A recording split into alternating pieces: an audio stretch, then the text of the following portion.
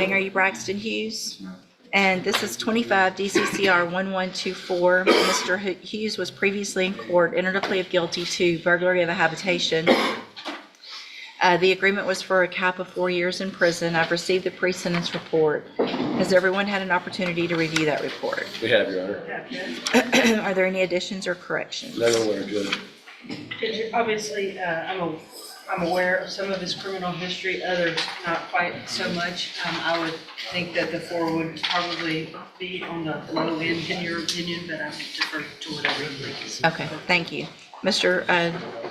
Parker, you may proceed. Your Honor, I mean, I've talked to him and I've heard some stories in my life, but I feel that he's telling the truth, not that it's a defense, but they were getting pulled over. He had some other guys in the car. There was drugs in the car. They took the drugs. He leaves and goes to a house that he used to know. What starts as a simple sentencing hearing quickly turns into something much deeper. We're looking at a burglary of a habitation case with a 4-year prison cap already on the table. The defense is describing what they claim was a drug-fueled mistake, walking into the wrong house, no intent to hurt anyone, even waiting for police. But here's the tension. The judge has already reviewed the pre-sentence report. And criminal history matters. A lot. This isn't just about one odd incident.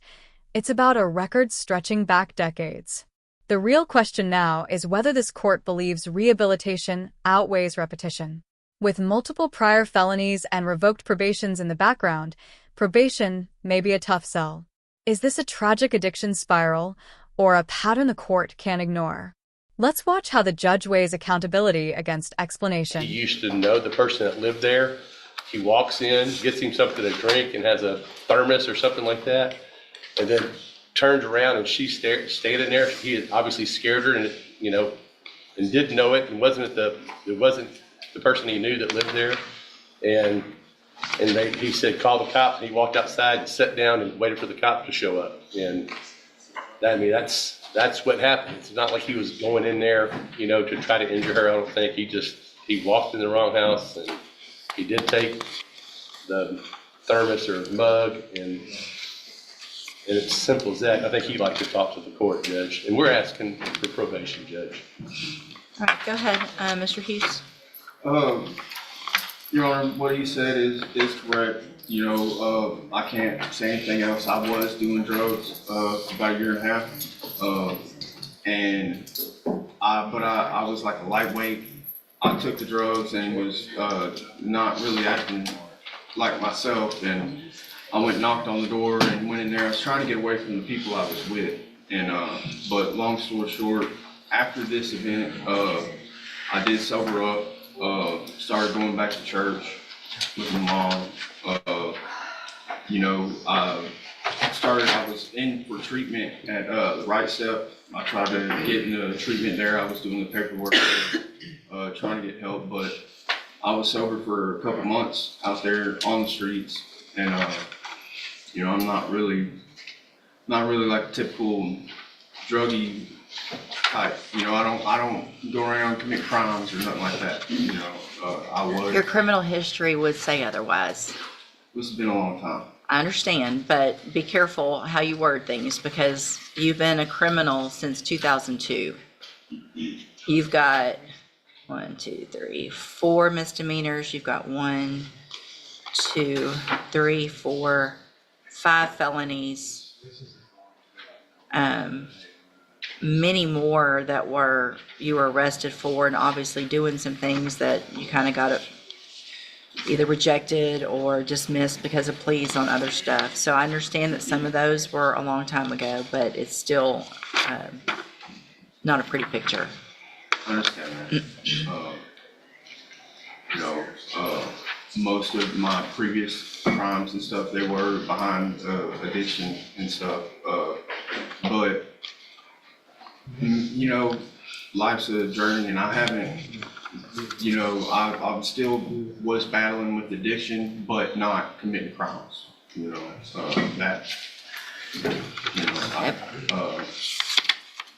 this, I know, with the standing here in front of you, charged with a crime, I could understand, how it's on. Yeah, I mean, and it's at what point do you go get that help before you commit a crime, you know? I do appreciate what you've done since the offense. Ms. Malfino?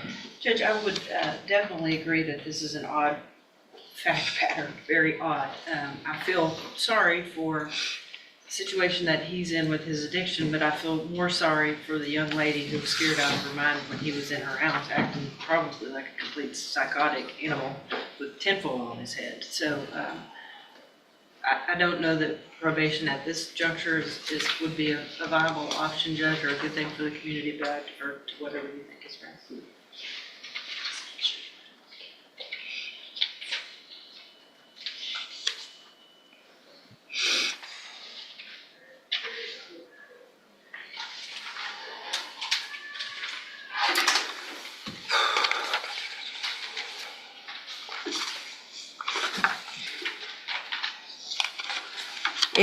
If your history had, one of the things that is sticking out is that every probation you've ever gotten has been revoked.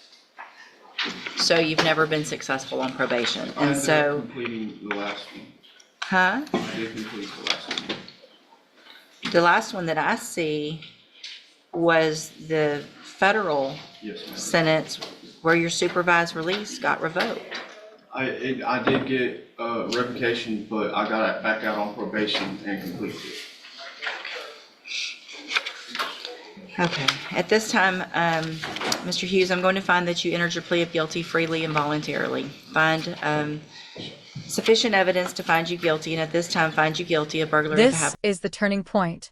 The judge just highlighted the most critical factor in sentencing: history. Every prior probation revoked, multiple felonies. And while the defense framed this as addiction-driven behavior, the court is looking at patterns, not promises. Legally speaking, when someone repeatedly fails on community supervision, judges become extremely hesitant to try it again. Probation is built on trust and compliance. If prior opportunities ended in revocation, the court has strong justification to move toward incarceration instead. Emotionally, you can hear the shift. The defendant is trying to separate who he is from what his record shows. But courts sentence based on documented behavior, not self-perception. And here's the question for you. At what point does a court stop giving chances and start prioritizing consistency and public safety? With that in mind, the judge moves into the formal sentencing phase. you guilty of burglary of a habitation, sentence you to a term of 4 years in the institutional division of the Texas Department of Corrections. You will receive credit on that sentence for any time that you've been in custody that the law gives you the right to receive. I'm going to hand you the trial court certification that shows this was an agreement that I followed, and so you've waived your right to appeal. I have also handed you a written admonishment regarding your ineligibility to possess a firearm or ammunition. Because of the judgment entered against you, you're ineligible under Texas law to possess a firearm or ammunition. Possession of a firearm or ammunition could lead to charges against you. Firearm is a legal term, and you should read the written admonishment I provide you to see what devices qualify as a firearm. If you have questions about the laws that make you ineligible to possess a firearm or ammunition, or about how long that lasts, you can talk with Mr. Parker. All right, you can go back with the bailiff. And this is Miss Malfino. Good morning. Are you Kashawn Purdy? And Ms. Purdy is on probation, and cause number 24, DCCR 1272, for the state jail felony offense of unauthorized use of a vehicle.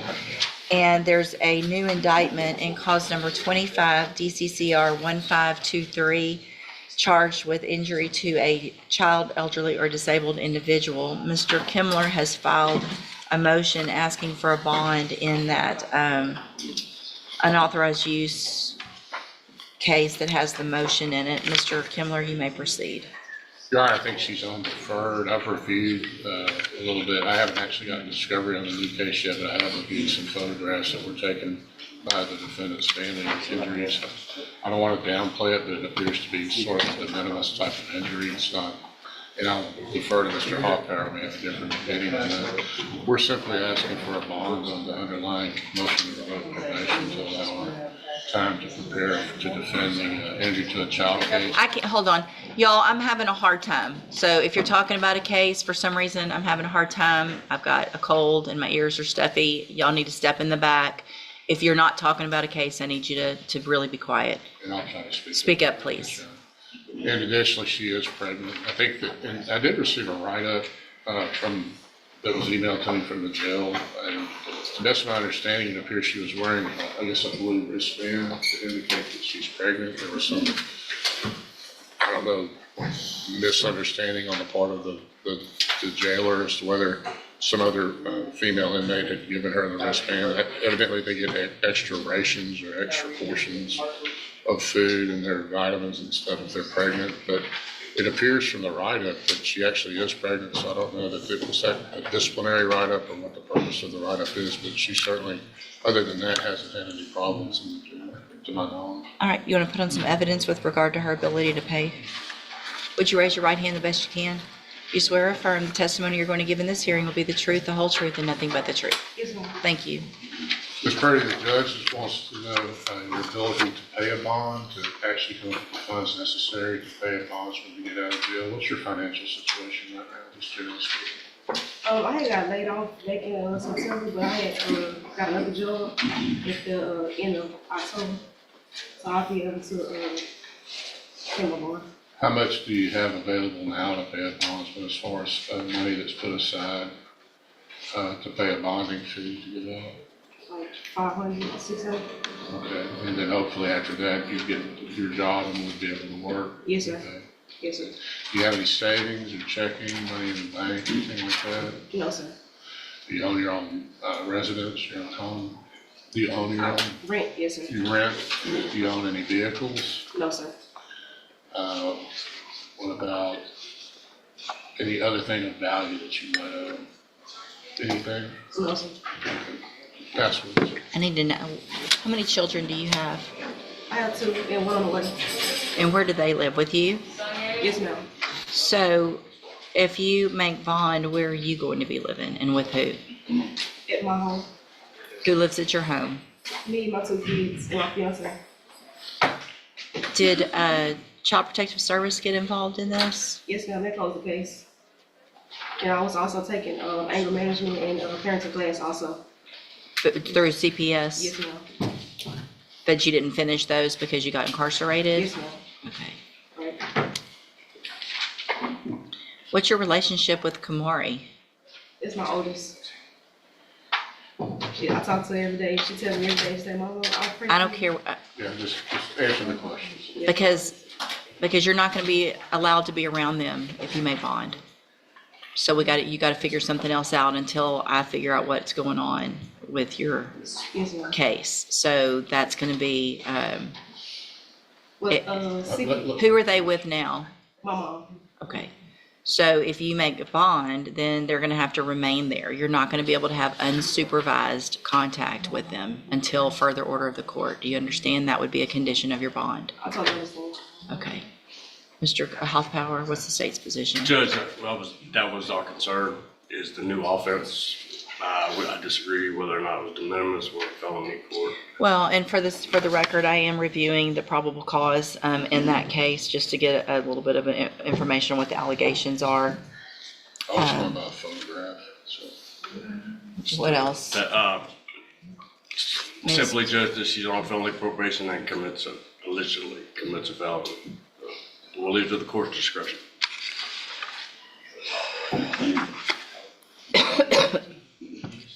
All right, so I'm going to grant the motion to set a bond in cause number 24 DCCR 1272. I'm going to set that bond at $30,000. A condition of that bond is that you have no unsupervised contact with any children, including your own, and that you complete whatever CPS is requesting that you do. So if they started classes, you need to continue with those and whatever they request of you. Do you understand? Yes, ma'am. All right. Comply with secret. All right, you can go back with the bailiff. Do it on a different day. Yeah. Okay, you're Michelle Cormier, Yes, ma'am. and will your client waive the formal reading of the indictment in each case? Yes, ma'am. Ms. Cormier, in clause number 25 DCCR 1446, let's see, are we going on with the prior or just the, with the prior judge. okay. Let me, you're charged, hold on. You're charged with manslaughter from November 2nd of 2024. It's a second-degree felony. The indictment alleges you were previously convicted of burglary of a habitation, a second-degree felony, January 30th of 2013. And how do you plead to that charge? And are you pleading guilty freely and voluntarily? Yes, ma'am. And because you did what they've charged you with? And is that prior conviction true? Yes, ma'am.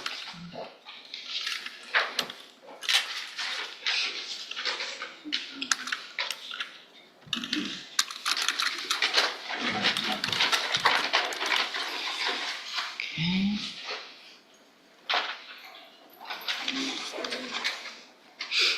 Sorry, it takes me a minute to get it pulled up. And cause number 25 DCCR 1447.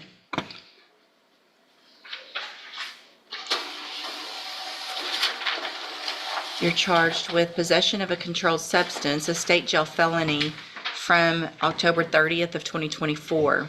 The indictment alleges you were previously convicted of possession of a controlled substance, a state jail felony, January 30th of 2013, in two different cases, or three different cases on that date. And what that means in that case is that would be enhanced to a third-degree felony. Do you understand? Yes, ma'am. And how do you plead to that charge? Guilty.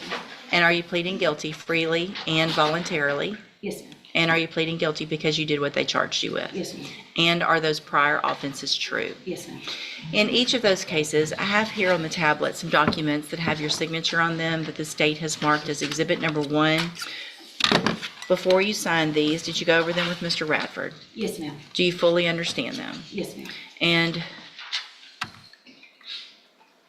so there's no agreement, correct, in either of the cases. So I want to make sure you understand that you have an absolute right to have a jury come in and determine two things. The first is to determine if you're guilty or not. And then if they find you guilty in the case, you could leave your punishment up to that jury. If we go forward this way, you're leaving your punishment up to the court. And is that what you want to do?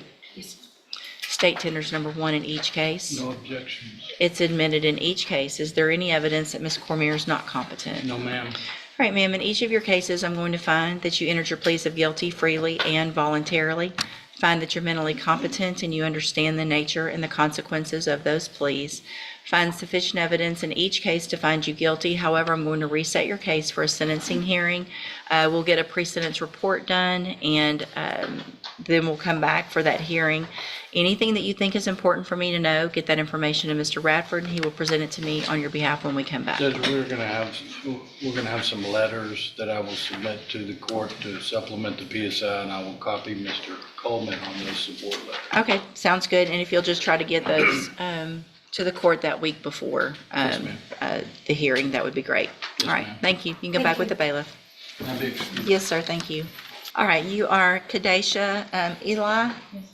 And Ms. Eli was previously in court, entered pleas of true to a motion to revoke probation on probation for injury to a child, elderly, or disabled individual. Entered pleas of true to counts 1 through 8. I've received an updated report. Has everyone had an opportunity to review that report? Yeah.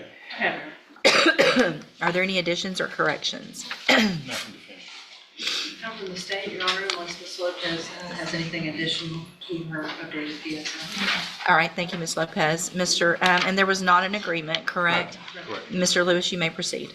Well, Judge, Ms. Eli, like I said, was previously placed on probation out of this court. Early on during her probationary period, it seems she'd been doing really well, doing well for being able to comply with the terms of probation. During that time, of course, she started having personal setbacks as far as her living situation, as far as where she would live and things of that nature. I believe at some point she did talk with probation about that, as far as trying to get some help with that. And it seemed to be working out well, even gotten to, I think she was living with your mother, your grandmother. And it seemed to try to get back on track, but at some point that situation didn't work out for her either. And that's when things started to really go downhill fast as far as the not reporting and things of that nature. And it snowballed on her. Since she's been in custody, she has been able to secure a more stable living situation, of course, with a brother that will be available to her if the court decides to reinstate her. Also, employment. She has some employment options that's available to her as well. That I think that was her main problem or issue was stability. And I think since during this time while she was already searching for these options, Judge, but they unfortunately by the time they became available to her, she was in custody. Now, when I talk about the situation with her brother for the living situation, that's also one of the job situations as well. Her brother works with Zumo Sausages, the Zumo company, and she actually worked there for a temporary period of time a while back early on. And that job fell apart, but looks like it'll be open again for her to go back. So that's essentially what it comes down to. She's asking now that she's stable to try to see if she can have the opportunity to get out there and complete the probation like she initially tried to and wanted to. What's the status of the theft in Orange, the new offense? For as we know, the situation in Orange, there hasn't been a court date or anything up there. So it's still in limbo, But at this point, Judge. Okay. Ms. Malfino? Judge, I think it's fortunate that we're not here on a violation that involves a child based on the underlying nature of this probation. I also think it's unfortunate that she doesn't have any felony offenses, was given this many opportunities, and as this court is well aware, a very good officer to work with in Ms. Lopez, and she has not done what she has been required by this court to do. So I would stand with Ms. Lopez's recommendation and defer to any other comments she might have. So, Ms. Eli, the problem that I have is that when you first got on your probation, we sent you to the cognitive track of ISF so that you could get tools to be able to be successful and do better and make it through probation. And when you got out of ISF, you were put on the high-medium caseload so that you would have help with all of these issues that Mr. Lewis is talking about, help with places to live and with jobs. And you were given all of that. And so for me to say, okay, you've already been given all that and you didn't take advantage of it to give you some other opportunity and just let you out when I've already given you these sanctions. And the underlying case is just very, very serious. And the fact that you got a probation was a big chance. And if you hadn't already been to ISF, then maybe I'd be thinking about, okay, let's do ISF or let's do something to give you some tools to do better. But we did that and you didn't take advantage of it. So at this time, I'm going to find that you entered your pleas of true to counts 1 through 8 freely and voluntarily. Find those counts true. Find sufficient evidence at this time to find you guilty, and at this time find you guilty of the offense of injury to a child. Sentence you to a term of 4 years in the institutional division of the Texas Department of Corrections. You will receive credit on that sentence for any time that you've been in custody that the law gives you the right to receive. This is not a plea agreement, and so you do have some rights to appeal. You can talk to Mr. Lewis about that. I'm handing you the trial court certification. It shows you do have that right to appeal. I need your signature on that, and I'll get you a copy of it. I'm also handing you a written admonishment regarding your ineligibility to possess a firearm or ammunition. Because of the judgment entered against you, you're ineligible under Texas law to possess a firearm or ammunition. Possession of a firearm or ammunition could lead to charges against you. Firearm is a legal term, and you should read the written admonishment I provided you to see what devices qualify as a firearm. If you have questions about the laws that make you ineligible to possess a firearm or ammunition, or about how long that lasts, you can talk with Mr. Lewis. All right, you can sign that, and y'all can take the bottom 2 copies. It opened the wrong one in the background, that's why.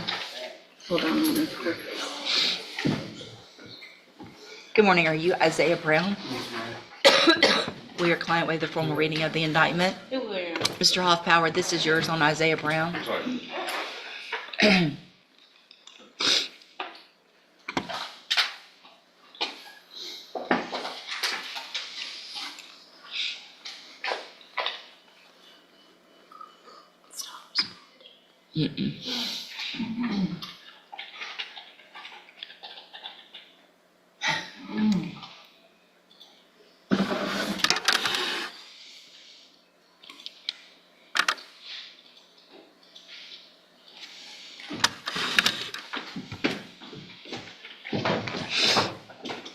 Okay, so it's a reduction to state jail. Yes, ma'am.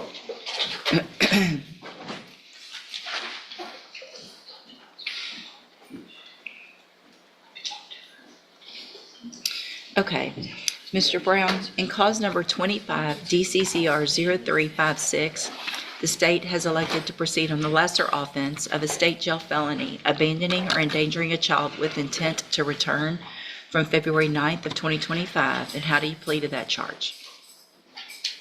Speak up. Are you pleading guilty freely and voluntarily? And are you pleading guilty because you did what they charged you with? I have here on the tablet some documents that have your signature on them that the state has marked as exhibit number 1. Before you signed these, did you go over them with Ms. Holmes? Yeah. Do you fully understand them? Answer out loud. Yes, ma'am. And do you understand, if I follow the agreement that you've made with the district attorney, that you will be waiving or giving up any right to appeal? Yes, ma'am. And it looks like the agreement that you've reached is for a 3-year deferred probation. There would be a $300 fine, and you would be required to follow all of the rules and conditions of probation. Is that your understanding? Do you also understand, if you're not a U.S. citizen, that a plea of guilty or no contest may result in your deportation, exclusion from admission to the country, or denial of naturalization under federal law? State tenders number 1. No objection. It's admitted. Is there any evidence that Mr. Brown is not competent? No, Your Honor. All right, sir, I'm going to find that you entered your plea of guilty freely and voluntarily. Find that you're mentally competent and you understand the nature and the consequences of your plea. Find sufficient evidence to find you guilty. However, I'm going to reset your case so that we can get a pre-sentence report done by probation. Then we'll come back at a later date for sentencing. Mr. Hoffpower, what is the state's position with regard to a bond based on the nature of this plea? We have no position. What is the, Just a- what's the relationship to Kinsley Segura? That's Mr. Charles, child. this is That's my little girl. It's your daughter? No, he's not with the mother. I'm sorry? They have custody. I'm not sure if he, what kind of. Do you have any kind of, No, she blocked me when she had my baby. So I'm not on the birth certificate. I'm not on none of it. so until anything happens legally with that, you cannot have any contact with your child, you understand? Yes. Okay, so what I'm going to do, based on the nature of this plea agreement, between now and sentencing, is reduce your bond in your case to $1,000. If you make that bond, it's very important that the first thing you do is go to the probation department so they can start that pre-sentence report, okay? Also, a condition of that bond is that you have no contact with Kinsley Segura, okay? Yes.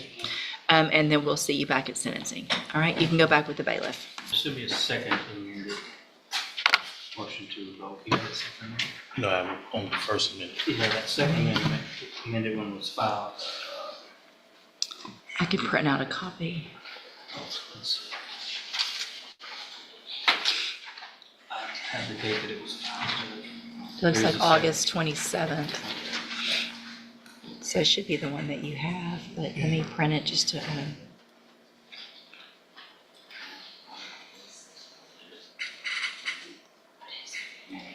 Good morning, are you Leonard Guillory? Yes, ma'am. And so, Mr. Guillory, let's start with cause number 25. Is it printing? Hold on, I can't. Yeah, there it goes.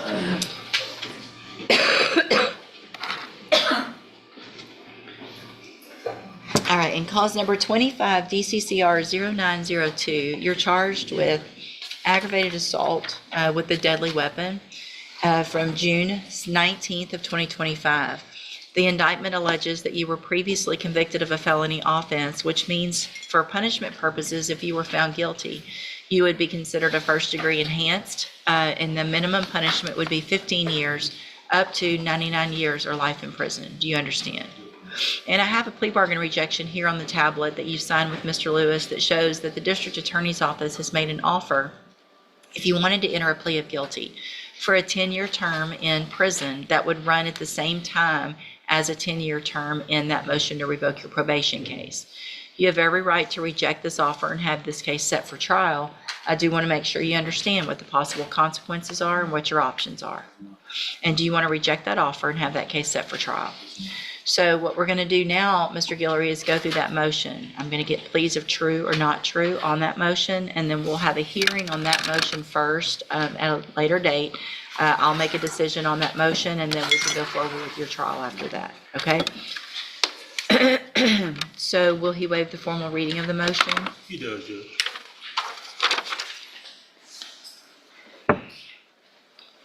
In cause number 22-40982, I have a second amended motion to revoke your unadjudicated probation. Shows that you were placed on probation June 26th of 2024 for unlawful possession of a firearm by a felon, a third-degree felony, and that was a 7-year deferred probation. Is that correct? Speak up, please. Yes, ma'am. Thank you. And it alleges that you violated your probation. Count 1 alleges that you committed the offense of burglary of a vehicle June 8th of 2025 in Hardin County, Texas. And is that true or not true? True. I'm sorry? Not true. Okay. Count 2 alleges that you failed to immediately report the arrest from June 8th, 2025 to your probation officer. Is that true or not true? Not true. Count 3 alleges that you failed to provide verification of performing the community service hours as required. And is that true or not true? Not true. Count 4 alleges that you failed to provide verification of participating in an education program for your GED. Is that true or not true? Count 5 alleges that you failed to provide verification of entering and successfully completing the moral recognition therapy, the MRT program. Not true. Count 6 alleges that you failed to pay your court-assessed fees as directed, and as of June 16th, 2025, you were $1,140 behind. Is that true or not true? True. And then it says second amended, but it never said first amended, so I think it's probably what we were all thinking it was. Anyway, count 7 alleges that you committed the offense of aggravated assault with a deadly weapon June 19th of 2025, and is that true or not true? Not true. Count 8 alleges that you committed the offense of evading arrest or detention with the use of a vehicle June 19th of 2025. Is that true or not true? Not true. Count 9 alleges that you possessed a firearm on June 19th of 2025 in violation of your deferred adjudication order. Is that true or not true? All right. So did you enter your plea of true to count 6 freely and voluntarily? All right, then I'm going to find that count true, find sufficient evidence to find you guilty and revoke your probation. I'm not going to do that today. I'll reset it for a hearing and ask the probation department to do an updated report. Mr. Coleman, does the state anticipate witnesses with regard to those the offenses that are alleged? Yes, Your Honor, at least a couple of witnesses. So we'll set it on a date when we're not in trial, not a docket date, so that we have time to have that hearing. All right? You can go back with the bailiff. Good morning. Are you Deshaun? Is it Vital or Vital? Vital. Vital. And Mr. Lewis, will your client waive the formal reading of the indictment in each case? He does, Judge.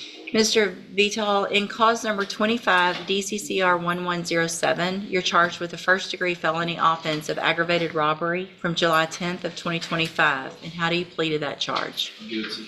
Are you pleading guilty freely and voluntarily? Freely. Yes, ma'am. And are you pleading guilty because you actually did what they charged you with? Yes, ma'am. And then in cause number 25 DCCR 1109, you're also charged with a first-degree felony offense of aggravated robbery from July 10th of 2025. And how do you plead in that charge? Guilty. And are you pleading guilty freely and voluntarily? And again, because you did what they charged you with. In both of those cases, I have here on the tablet some documents that have your signature on them that the state has marked as exhibit number 1. Before you sign these, did you go over them with Mr. Lewis? Yes, ma'am. Do you fully understand them? Yes, ma'am. And do you understand, if I follow the agreements that you've made with the district attorney, that you'll be waiving or giving up any right to appeal? Yes, ma'am. And it looks like the agreement is for a 10-year deferred probation, that ISF would be ordered. So when is your 18th birthday? April 8th. Okay. So, so it'll be less than that at sentencing. So Right. we'll do upfront time until your birthday, and then you would go to ISF. Is that your understanding? Yes, ma'am. Do you also understand, if you're not a U.S. citizen, that a plea of guilty or no contest may result in your deportation, exclusion from admission to the country, or denial of naturalization under federal law? State tenders number 1. No objection, Judge. It's admitted. Is there any evidence that Mr. Vital is not competent? No, Judge. All right, sir, I'm going to find that you entered your pleas of guilty in each of your cases freely and voluntarily. Find that you're mentally competent and you understand the nature and the consequences of your pleas. Find sufficient evidence to find you guilty. However, I'm going to reset your cases for sentencing so that the probation department can do a pre-sentence report. That'll give me more information about you and your case, and then we'll come back later for sentencing. So are you at Minnie Rogers or at the jail? Judge, can I address something? Yeah. Obviously, Mr. Vital has been in custody for several months. He's going to continue to be in custody for several more months. While he's in Jefferson County Correctional, he's mentioned multiple times in reports, typically he's a victim of other people's behavior. There are a couple instances where he's doing things he Yeah, I shouldn't don't do, see but it's many at all. not, it's not the worst of the worst. It's not my concern. I just wanted to explain to him that it's important. And the last note I saw was that he'd been moved out of a dorm where he was being victimized. Yeah. And bullied. Yeah. I want him to be successful. I want him to I understand do that too. those reports can change. What gets reported between now and sentencing can change what happens in this case. Sure. Thank you, Mr. Nichols. And I was going to address that. And you may have heard out there already that incident reports at the jail don't go over very well with me. I do understand there's been some things going on that weren't your doing, and so you just keep doing what you need to do to keep your head down, to make it until we get to sentencing so that you can be successful. You're doing the right thing. If we end up with some reports and you change your behavior, which I don't see any reason to, you've been doing pretty well. And it sounds like the jail has taken notice of what's going on and where you need to be. But just continue doing what you're doing so that when we get back here in a few weeks for sentencing, I don't have any issues and Mr. Nichols doesn't have any issues to look at with regard to jail incident reports, okay? All right, you can go back with the bailiff. Thank you, Judge. Thank you. The formal reading of the indictment. Mr. Broussard, in cause number 25, DCCR 1442, you're charged with the second-degree felony offense of aggravated assault with a deadly weapon from July 27th of 2025. And how do you plead to that charge? Guilty. Are you pleading guilty freely and voluntarily? Yes, ma'am. And are you pleading guilty because you did what they've charged you with? Yes. I have here on the tablet some documents that have your signature on them that the state's marked as exhibit number 1. Before you signed these, did you go over them with Ms. Holmes? Yes, ma'am. Do you fully understand them? Yes, ma'am. And do you understand, if I follow the agreement that you've made with the district attorney, that you'll be waiving or giving up any right to appeal? Yes. And it looks like the agreement that you've reached is for a 5-year deferred probation. There would be a $500 fine. You would be required to follow all of the rules and conditions of probation. Is that your understanding? Yes, ma'am. Do you also understand, if you're not a U.S. citizen, that a plea of guilty or no contest may result in your deportation, exclusion from admission to the country, or denial of naturalization under federal law? Yes. State tenders number 1. No objection. We've got, Y'all are all sick. it's admitted. I know, back up. Is there any evidence that Mr. Broussard is not competent? No, Your Honor. You need one? Thank you. All right, Mr. Broussard, I'm going to find that you entered your plea of guilty freely and voluntarily. Find that you're mentally competent and you understand the nature and the consequences of your plea. Find sufficient evidence to find you guilty. However, I'm going to reset your case so that the probation department can do a pre-sentence report. That'll give me more information about you and your case, and then we'll come back later for sentencing. Mr. Nichols, what is the state's position with regard to bond reduction based on the nature of that plea agreement? Your Honor, he has a prior successfully completed probation for deadly conduct. The situation involves an in-home argument with his adult sister where he shoved her and brandished a machete. My concern would be if he was released, where would he be awaiting sentencing? Mr. Broussard, when you are released, whether it's on a bond or when you get this probation, where will you be living? 4948 Lawndale. And who lives there? My mother, Who else? There's two other couples. There's Lindsay's daughter, my niece, and her boyfriend, and another couple. Okay, where does Lindsay live? Lindsay lives at the lake, Toledo Bend. So you understand that you're not going to be able to have contact with Lindsay? Yes, ma'am. So if there's some family get-together at the house where you're living, you're gonna have to leave if she comes Judge, over? I do have that address as her address in my file. I'm not saying she doesn't live at the lake or whatever. Okay. And I'll let the court know she called yesterday, spoke with my investigator, wanted to drop charges. But because of the evidence in this case, I think I can prove it regardless. That's why we reached an agreement this morning. Okay, so what I'm gonna do, Mr. Broussard, based on the nature of your plea agreement, is reduce your bond pending sentencing to $1,000. If you make that bond, there's some very important conditions. First, the very first thing you do when you're released is go to the probation department so they can get that pre-sentence report done. If you don't do that, you run the risk of me not accepting the plea agreement. The second thing is that you're to have no contact or communication with Lindsay Gaspard. So if she is living there, you're gonna have to find another place to live. You're gonna have to figure that out, okay? If I find out that you're having any contact or communication, or she contacts the DA's office and lets them know that, then you run the risk of me not accepting the plea agreement. All right? Okay, you can go back with the bailiff. Thank you, Your Honor. Thank you. Hey, All right, again, you're Jacoby Frazier. yes, ma'am. So, Mr. Frazier, I gave you an opportunity to visit with Ms. Holmes about your case. You had already entered a plea of guilty before, and we had come back for sentencing, and then I wanted you to visit with that doctor to make sure that you understood everything. No, I understand. And so do you want me to go forward with your sentencing today and give you that probation that y'all talked Yes, about? ma'am. Any issues, Mr. Coleman? No, Judge. So, Mr. Frazier, I'm going to follow the agreement that you made previously with the district attorney. Find that you entered your plea freely and voluntarily. Again, find that you are mentally competent. Sentence you in accordance with that agreement. I'm going to defer all proceedings for a period of 4 years. You will be ordered to pay a $500 fine, and you're going to be ordered to follow all of the rules and conditions of probation. Part of those conditions are that you follow through with any treatment for mental health care through Spindletop. So if there's classes or counseling or medication, whatever it is, that's now not just part of what you probably need to do, but it's part of your probation.